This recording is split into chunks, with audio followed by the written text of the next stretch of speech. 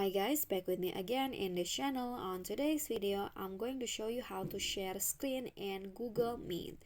So the Google Meet will allow you, there is a feature that will allow you to share your screen with your attendance in the meeting, and I'm going to show you how to do that. So first open the Google Meet.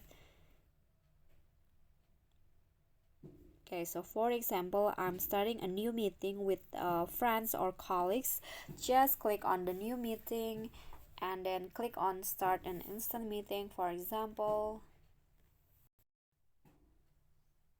Okay, so here I've already start the meeting, and if you want to share the screen, you can just click on the uh, three dots icon, and then the share screen will show up. Will the option, you can just click on this, and then the pop-up warning will show up like this. People will see everything on your screen, including notifications. So if you want to just start the sharing, just click on start sharing and click on start now.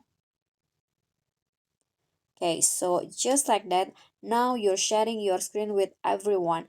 And if you want to stop the sharing, just click on this, and the sharing will be stopped just like that. Okay, so that's so easy. That is how you can share screen in Google Meet.